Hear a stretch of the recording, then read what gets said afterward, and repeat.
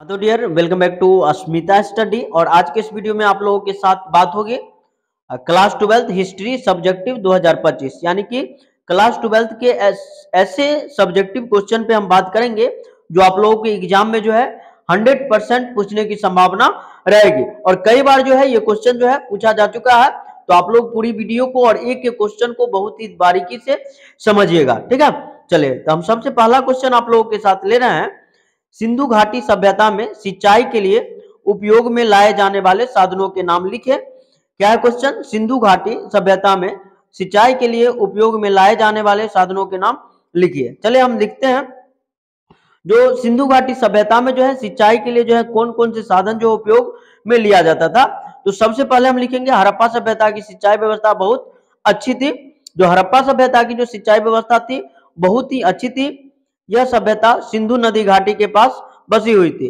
जो हड़प्पा सभ्यता था भैया मेरे, वो सिंधु नदी घाटी के पास जो है बसा हुआ था।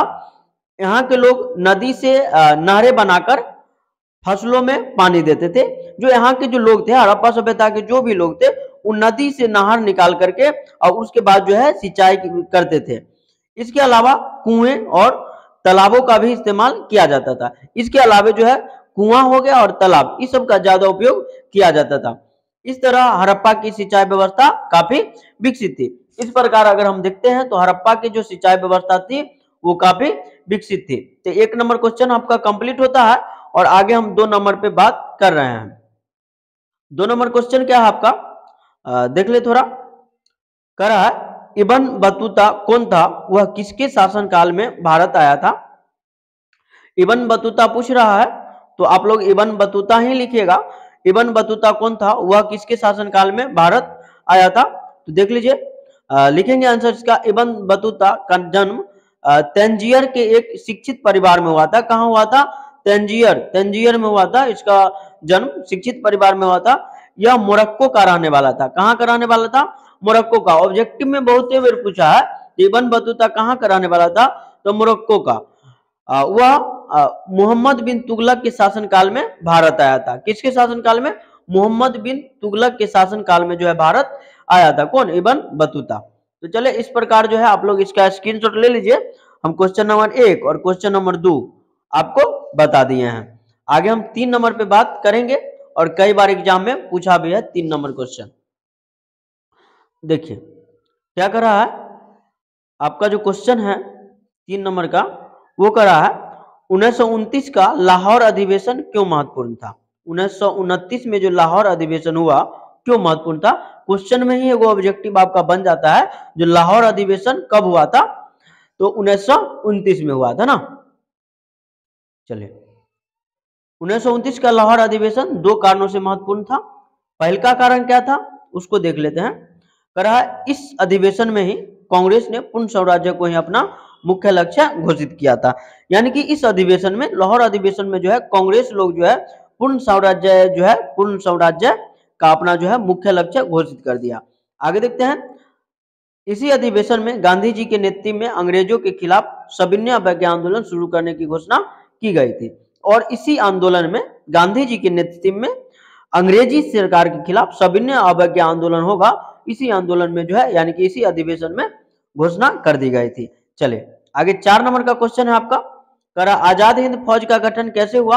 आजाद हिंद फौज का गठन कैसे हुआ, तो लिखेंगे आजाद हिंद फौज का गठन सुभाष चंद्र बोस ने 1942 ईस्वी में किया था। कब किया था? 1942 ईस्वी में किया था।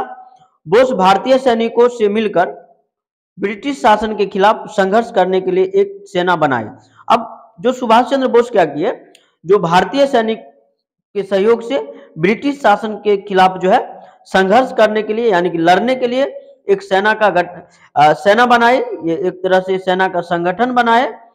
इस सेना का जो मुख्य उद्देश्य था भारत को स्वतंत्रता दिलाना, ठीक है। इसे ही आजाद हिंद फौज के नाम से जाना जाता है। कंप्लीट है। चलिए, ये आपका 3 नंबर और 4 नंबर क्वेश्चन का आंसर हम यहाँ पे बता दिए हैं। सभी क्वेश्चन जो है बहुत ही महत्वपूर्ण है। आगे हम 5 नंबर बताएंगे। आप लोग जो है सभी क्वेश्चन को बारीकी से देखिए और समझने का प्रयास करिए, और हो सके तो याद कर लीजिए, नोट कर लीजिए अपने कॉपी में, और एग्जाम में जाइएगा तो मजा आ जाएगा। देखिए, अबुल फजल ने किसे इंसान एक कामिल कहा था? अबुल फजल ने किसे इंसान ए कामिल कहा था? तो सिंपल सिंपल छोटा सा आंसर लिखेंगे। अबुल फजल ने अकबर को इंसान ए कामिल कहा था। किसको कहा था? अकबर को। अबुल फजल ने अकबर को इंसान ए कामिल कहा था क्योंकि वह एक आदर्श शासक थे। अकबर जो था एक आदर्श शासक था, उनकी नीतियां न्यायपूर्ण एवं समान थी। जो अकबर था उनकी नीतियां जो है न्यायपूर्ण और समान थी, मतलब सबको, हिंदू हो, मुस्लिम हो, जैन धर्म हो, ईसाई धर्म हो, सिख धर्म हो, सबको जो है अकबर जो है एक नजरिए से देखते थे, सबको समान मानते थे। इसलिए जो है अकबर को जो है एक तरह से जो है इंसान एक कामिल कहा जाता है। आप लोग देखे होंगे अकबर जो है जजिया कर को भी समाप्त कर दिया। बहुत सारा जो है जनता के हित के कार्य जो है अकबर करते थे, इसलिए इनको जो है एक तरह से महान राजा भी कहा जाता है। चलिए देख लेते हैं अगला क्वेश्चन। अकबर ने जजिया कर समाप्त किया, दो कारण लिखे। अकबर जो है जजिया कर क्यों समाप्त कर दिया, इसका दो को कारण बताना है। देखते हैं पहला कारण। पहल का कारण अकबर ने 1564 ईस्वी में जजिया कर समाप्त किया क्योंकि उसे यह कर धार्मिक भेदभाव पर आधारित लगता था। अब देखो अकबर जो है जजिया कर 1564 में समाप्त किए, और क्यों किए? तो उनको लगता था ये जो जजिया कर है ना वो धार्मिक भेदभाव पर आधारित है, क्योंकि खाली हिंदू पर ही लगाया गया था जजिया कर, मुस्लिम पे नहीं लगाया गया था। इसलिए अकबर को कहीं ना कहीं लग रहा था जो ये धार्मिक कर है, तो इसलिए जो है जजिया कर को समाप्त कर दिए। अगला कारण था अकबर सभी धर्मों को के प्रति समानता और सर्वधर्म समभाव की नीति अपनाना चाहते थे। यानी कि अकबर जो है सभी धर्म को जो है एक समान देखते थे और सर्वधर्म समभाव की नीति जो है अपनाना चाहते थे। तो ये हो गया आपका क्वेश्चन नंबर 5 और क्वेश्चन नंबर 6। इसका स्क्रीनशॉट आप लोग लेना नहीं भूलिएगा और जो है याद जो है लगातार करिएगा ये सबको। चलिए अगला क्वेश्चन ले ले। अगला क्वेश्चन क्या है आपका? वीर कुंवर सिंह क्यों प्रसिद्ध हुए? वीर कुंवर सिंह के बारे में कह रहा है भैया मेरे, जो बताओ जो वीर कुंवर सिंह जो है क्यों प्रसिद्ध हुए। लिखेंगे वीर कुंवर सिंह बिहार के आरा जिले के जगदीशपुर के राजकुमार थे।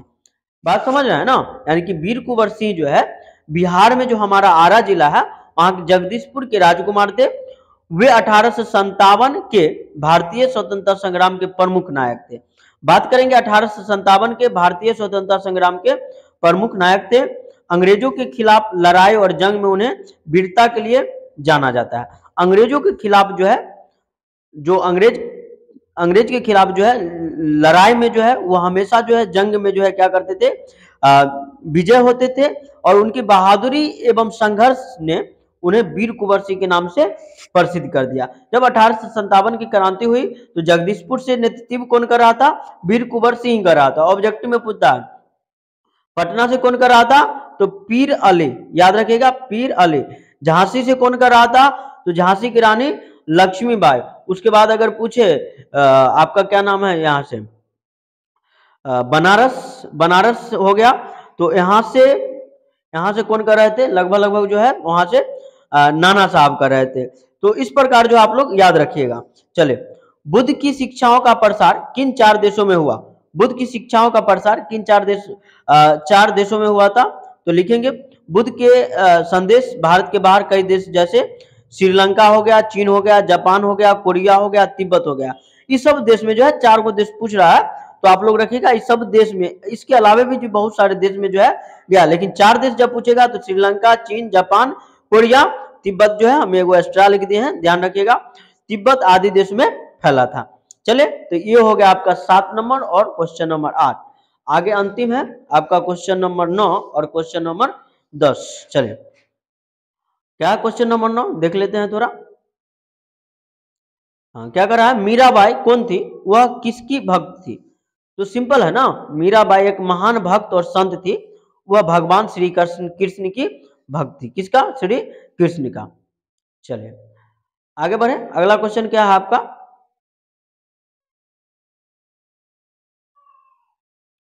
चलिए अगला क्वेश्चन है आपका, विजयनगर की यात्रा करने वाले 4 विदेशी यात्रियों के नाम लिखिए। तो विजयनगर की यात्रा जो कर रहा था उस 4 विदेशी यात्री के नाम कर रहा है। तो निकोलो कोंटी, अब्दुल रज्जाक, अफनासी निकितन, और आपका जो है डेमिन गैस पेस। इसका नाम था डेमिन गैस पेस, ऐसे ही नाम था इसका तो ध्यान रखिएगा। तो इस प्रकार हम जो है टोटल जो है आपको भैया मेरे 10 को क्वेश्चन बताए हैं।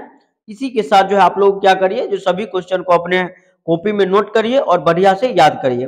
Thank you. जय हिंद, जय भारत।